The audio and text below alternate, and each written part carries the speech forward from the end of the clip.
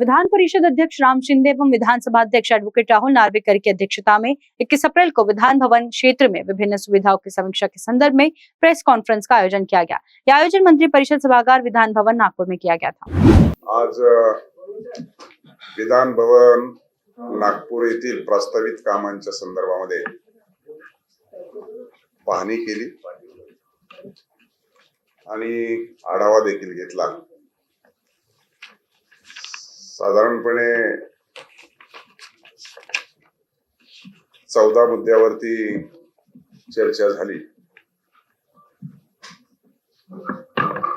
आणि हे 14 मुद्दे एकूणच पूर्वी जे काही एकदा पाऊस आला आणि विधान भवनामध्ये मोठ्या प्रमाणात पाणी साचलं त्या अनुषंगाने अनेक गोष्टी अद्ययावत करण्याच्या दृष्टिकोनातून देखील याच्यामध्ये चर्चा झाली। शासकीय मुद्रणालयाची सीताबर्डी येथील भूखंड आहे 1852 RG 27,370 चौरस मीटर पैकी 9,670 विधिमंडळास हस्तांतरित करण्याबाबतचा विषय होता। शासकीय मुद्रणालयाची जागा विधान भवन नागपूर ची असलेली त्रिकोण आकाराची नागपूर महानगरपालिकेची जागा त्या संदर्भामध्ये देखील 0 मैल याचा नागपूर महापालिकेच्या माध्यमातून त्याचं सुशोभीकरण आणि विस्तारीकरण होते। माननीय मुख्यमंत्री महोदयांनी त्यासाठी सूचना दिलेल्या आहेत। त्याचबरोबर विधान भवनासमोरील मेसर्स कुमार हॉटेल पूनम टावरची जागेच्या संदर्भामध्ये देखील चर्चा झाली। त्यासाठी आम्ही तरतूद देखील केली। जिल्हाधिकारी आणि आमचे उपविभागीय अधिकारी यांच्यामध्ये थेट खरेदीच्या दृष्टिकोनातून किमान 10 वेळा तरी चर्चा झाली, परंतु अजूनपर्यंत अंतिमता त्याच्यावरती निवाडा होऊ शकला नाही।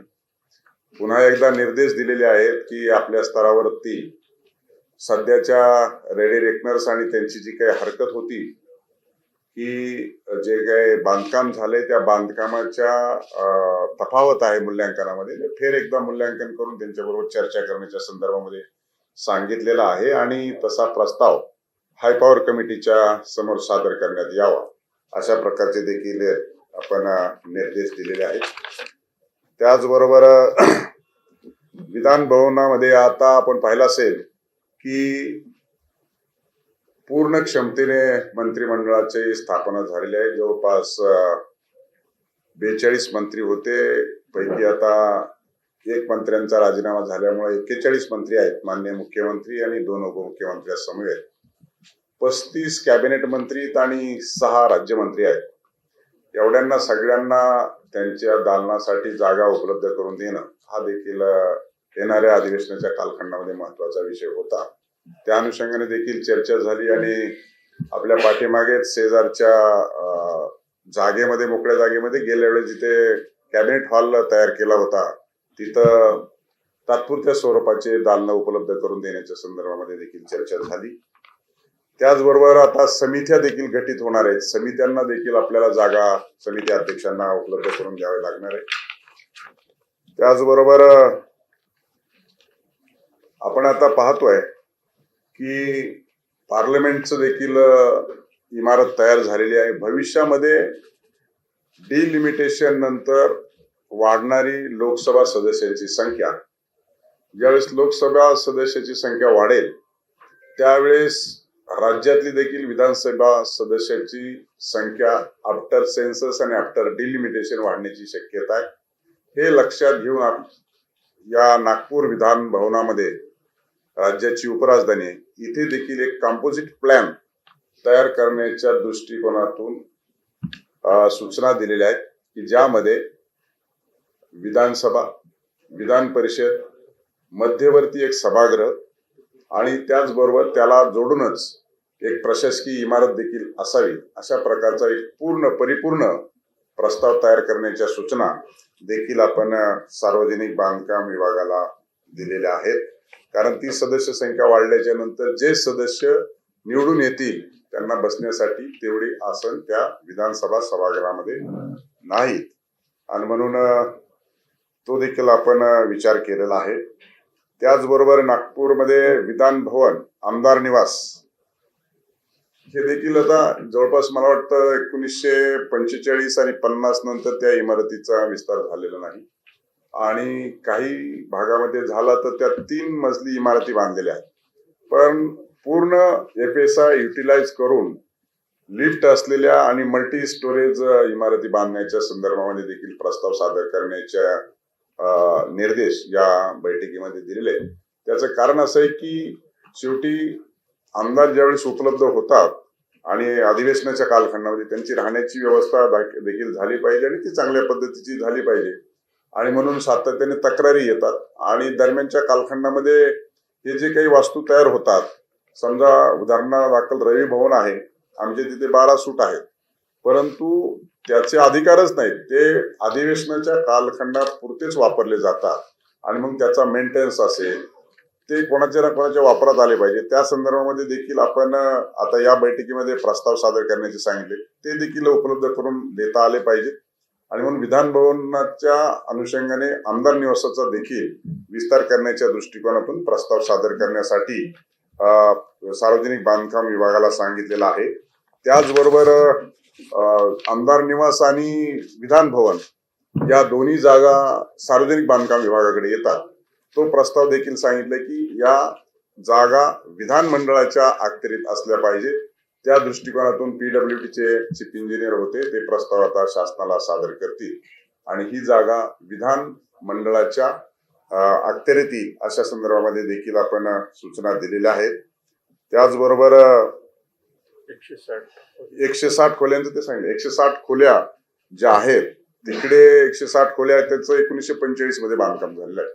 त्याच आता आपल्याला मल्टी स्टोरेज मध्ये पूर्ण FSI युटिलाइज करून बिल्डिंग बांधणं आवश्यक आहे, कारण येणाऱ्या जे काही अधिकारी आहेत त्या अधिकाऱ्यांची राहण्याची सोय झाली पाहिजे, अधिकाऱ्यांना देखील व्यवस्था उपलब्ध करून दिली पाहिजे आणि तर त्या कालखंडामध्ये येणारे अधिकारी आता असणारी संख्या याच्यामध्ये मोठ्या प्रमाणात तफावत आहे आणि जास्तीची तिथं हे देखील आपल्याला गाळे बांधता आले पाहिजे, रूम्स बांधता आले पाहिजे.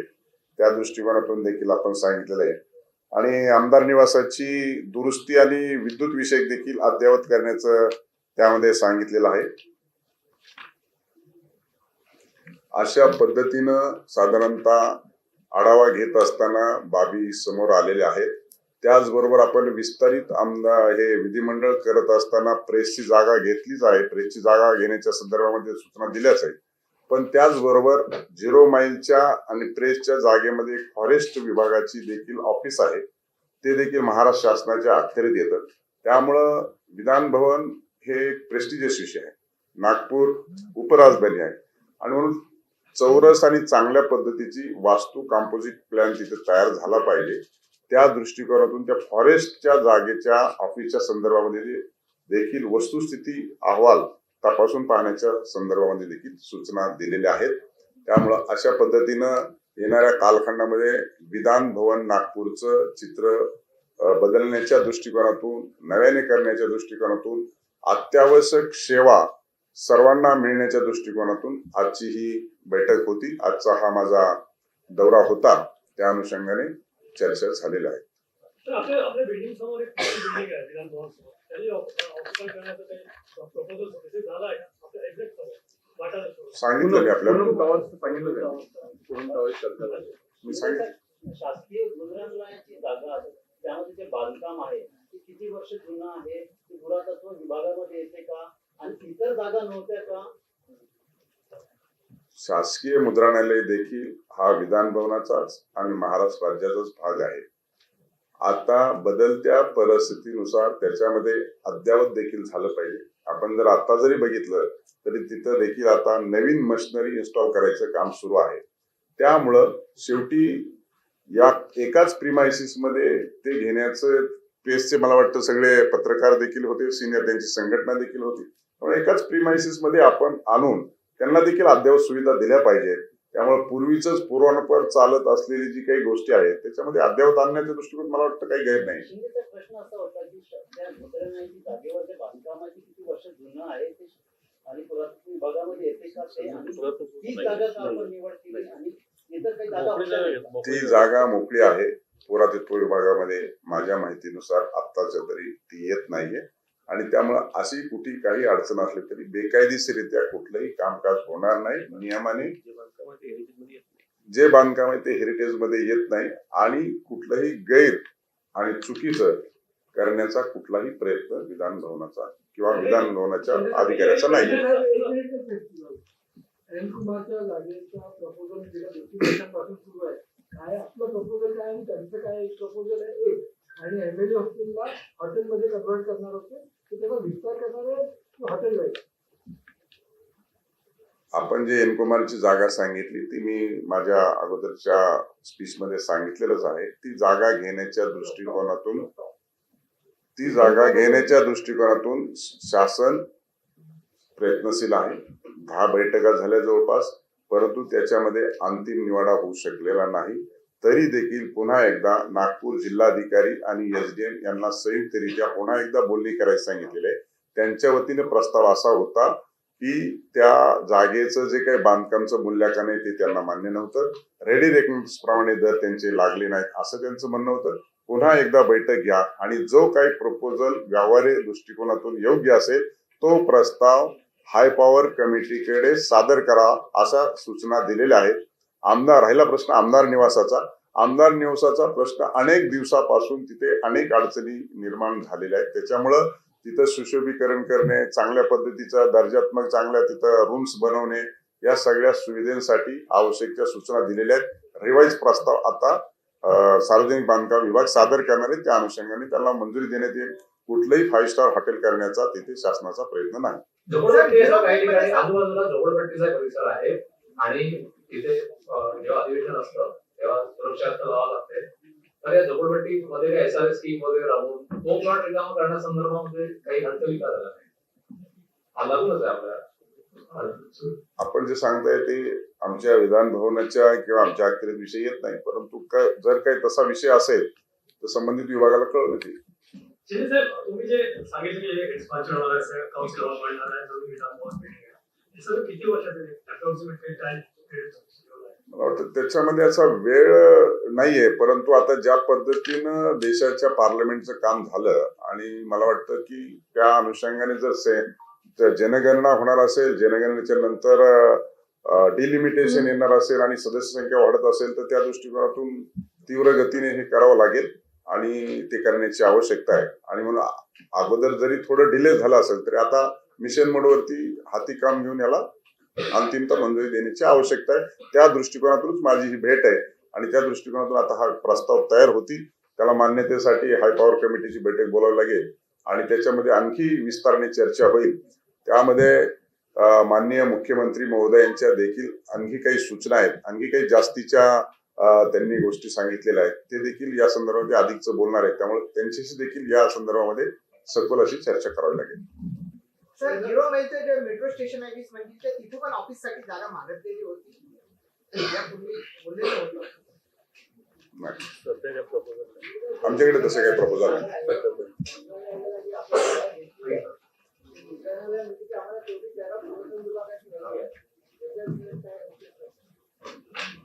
कुठलीही जागा कोणालाही न विचारता घेतली जाणार नाही.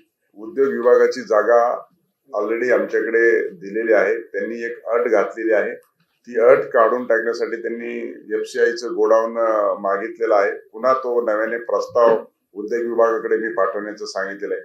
त्यामुळे वारंवार आपण जे प्रेसचं सांगता आहे, प्रेस ही शासनाची आहे. तो शासनाचाच एक अविभाज्य घटक आहे आणि भाग आहे.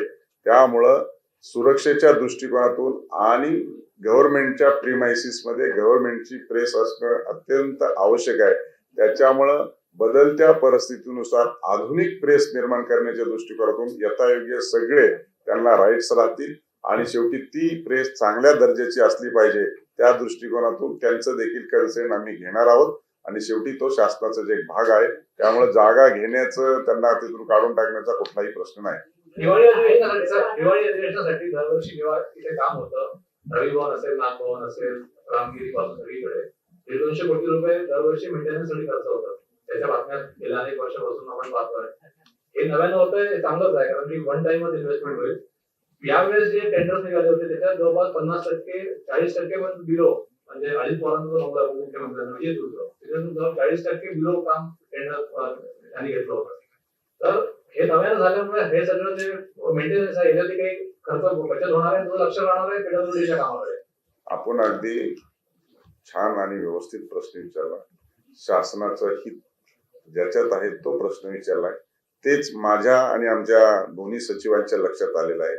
त्यामुळं 1 महिन्यासाठी आपण एवढा मोठा खर्च करतो, त्यापेक्षा मेंटेनन्स केला आणि ती जर सार्वजनिक किंवा आता आपण पाहिलं असेल की आमदार निवासमध्ये काही ठिकाणी रूम्स देतो आपण, काही ते रेस्टॉरंट वापरण्यासाठी देतो, तशा पद्धतीचं काही करता येईल का? शेवटी हे सस्टेन झालं पाहिजे, मेंटेनन्स झालं पाहिजे.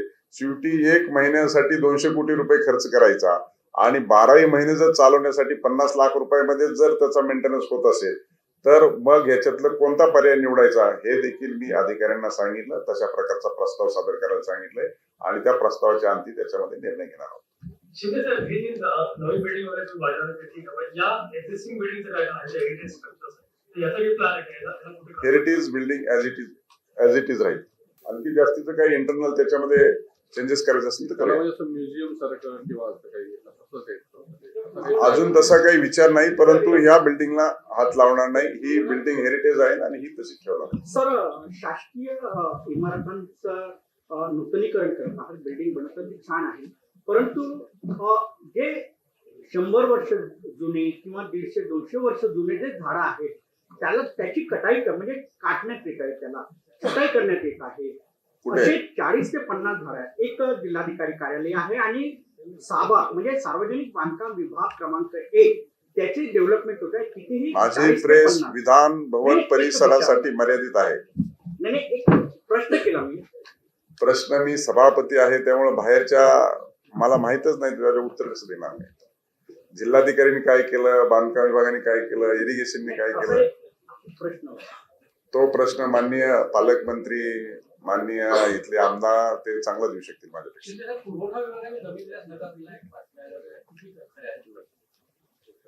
त्या जो काही त्यांचे उद्योग विभागाची जागा विधान भवनाला आवश्यक होती ती त्यांनी दिलेली आहे, परंतु त्याच्यामध्ये एक अट टाकून दिली आहे की FCI ची जागा ते 5 गोडाऊन्स आहेत ते आमच्याकडे द्यावे, असं एक त्याच्यामध्ये त्यांनी अट घालून दिले. तो प्रस्ताव फेर सादर करण्याचे मी निर्देश दिलेले. शासन स्तरावरती त्याचा निर्णय होईल. पॉलिटिकल बोलणार असाल तर राहुल गांधी यांनी शिक्षक घोटाळा झाला आहे नागपूरमध्ये, 580 शिक्षकांचा सभापती म्हणून काही सुमोटो ऍक्शन काही विचार घेणार आहे? मला माहितच नाही आणि जर तो विषय सभागृहात आला तर तिथे चर्चा होईल. धन्यवाद. आपण सर्वांनी आता मी पहिल्यांदाच प्रेस केली त्यामुळे आमच्या विधान भवनाचा जेवणासाठी आपल्याला व्यवस्था केली. आमदार निवास न्यूज के लिए सचिन झोड़ापे के साथ रूपा पंडित की रिपोर्ट। नागपुर शहर वासियों का पसंदीदा exhibition new style exclusive handloom exhibition 12 March से शुरू हो चुका है। जी हां, यहाँ एक ही छत के नीचे मिलेंगे देश के कोने कोने से प्रख्यात कई handloom, clothing, home decor, jewellery और फूड आइटम स्टॉल्स, वो भी 20% डिस्काउंट के साथ। एंट्री और पार्किंग बिल्कुल फ्री। अनोखी खूबसूरत चीजों से भरपूर ये एग्जीबिशन लोकेटेड है गणेश उत्सव ग्राउंड, भिंडे लेआउट, स्वावलंबी नगर, नागपुर में। टाइमिंग्स है सुबह 11 से रात 10 बजे तक। अधिक जानकारी हेतु संपर्क करें शारदा प्राजत on 9822656077 and Shahrukh Shaikh on 6350029715 per.